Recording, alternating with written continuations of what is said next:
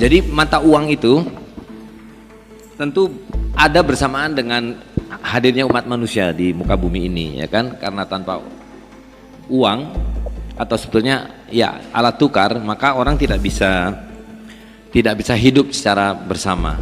Sedangkan fitrah manusia hidup itu bersama.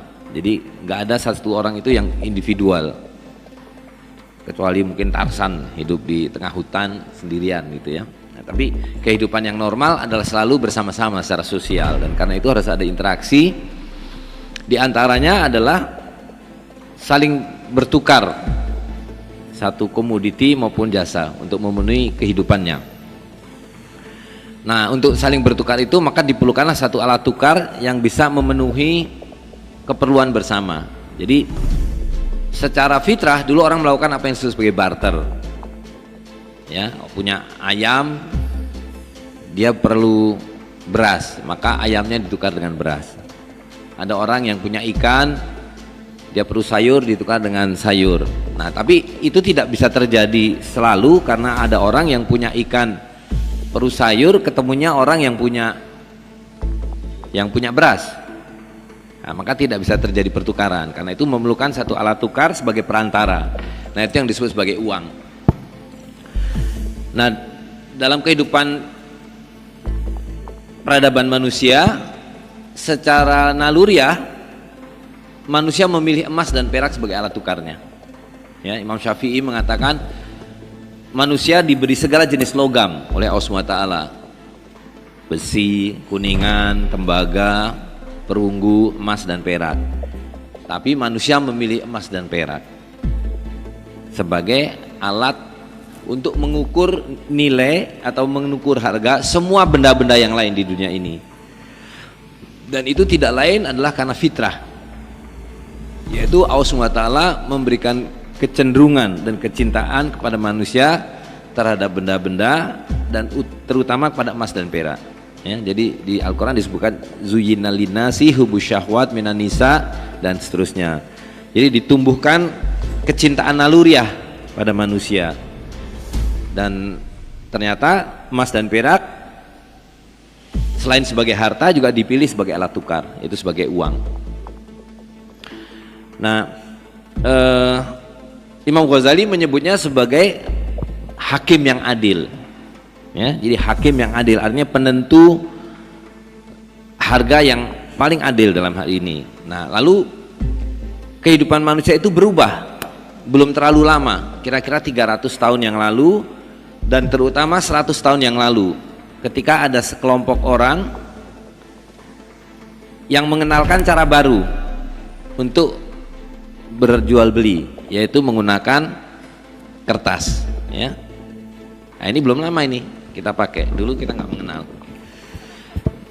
Dan kemudian belakangan bahkan diubah kembali menjadi pulsa elektrik, ya kan? Nah, dan kita tidak menyadari bahwa dengan pulsa elektrik itu terjadi perubahan yang lebih mendasar lagi, yaitu semula kita mengendalikan harta yang kita punya, sekarang harta itu dikendalikan oleh pihak lain di luar kita. Dan apa yang terjadi hari ini sepanjang pagi sampai sore ini kan ribut sekali tuh di media sosial ya. Ada satu bank yang tiba-tiba tabungan orang berubah semuanya. Ya, ada yang tadinya punya uang 50 juta tiba-tiba tinggal 500 ribu, ada yang tinggal 0 dan sebagainya. Nah, itu hanya membuktikan bahwa semua perubahan itu kemudian menjadikan kita hidup sebetulnya di bawah ilmu sihir. Ya. Nah, sihir itu artinya apa? Sihir itu artinya orang dibuat mempercayai sesuatu yang tidak ada sebagai ada, dan atau mempercayai sesuatu yang ada sebagai sesuatu yang lain. Nah, jadi ketika Fir'aun itu mengendalikan rakyatnya dengan sihir, rakyatnya itu dikasih tali, tapi yang dilihat oleh rakyat Fir'aun apa? Ular, ya kan? Nah, hari ini kita begitu, kita diberi kertas, yang kita lihat adalah ini sama dengan emas, sebagaimana fitrah kita menggunakan harta yang real adalah emas, ya. Dan sesuatu yang tidak ada sebagai ada, gitu. Nah, karena itu saya ingin menjelaskan apa yang sebetulnya terjadi. Nah, ini kita lewati saja. Nah, coba ya. Jadi pada mulanya orang itu memilih emas dan perak sebagai uang. Lalu datanglah para pandai emas mengatakan bahwa memegang emas itu tidak aman, berat, titipkan pada saya. Nah, orang-orang menitipkan emas itu, lalu dia mengeluarkan kwitansi, voucher, bahwa si A menitipkan emas pada si tukang emas ini, ya kan? Nah, dalam Islam nih, kalau adik-adik belajar muamalah, ini yang disebut sebagai ain, emas itu, harta.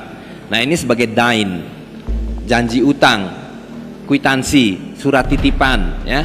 Kayak kartu kita nitip sepatu itu, Bu, dikasih titipan.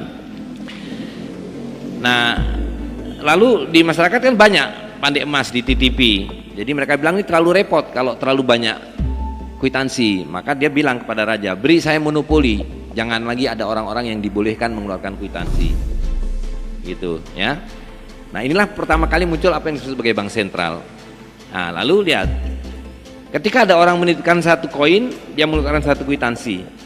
Nah, dalam Islam lagi-lagi ini tidak boleh buat jual beli, karena kalau kita membeli pakai kwitansi ini berarti kita hutang, membayar pakai utang, tidak tunai.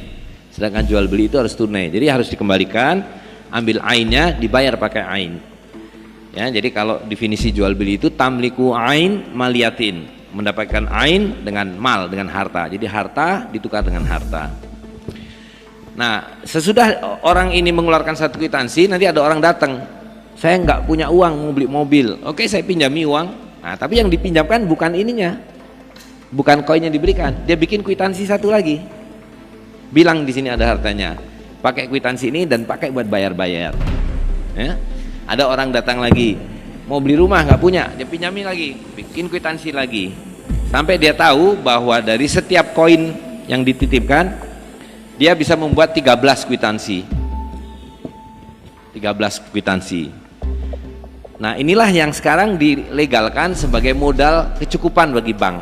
Jadi bank itu boleh punya modal hanya 1/12 atau 8%.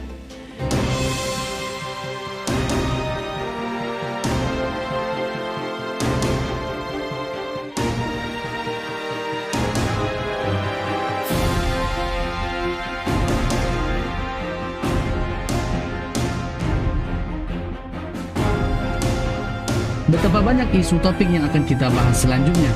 Silakan subscribe channel kami ini agar kita lebih dekat serta bersama membahas berbagai topik menarik lainnya. Like saja kalau sahabat suka dan dislike saja kalau sahabat tidak suka. Terima kasih telah menonton dan sampai jumpa lagi. Wassalamualaikum warahmatullahi wabarakatuh.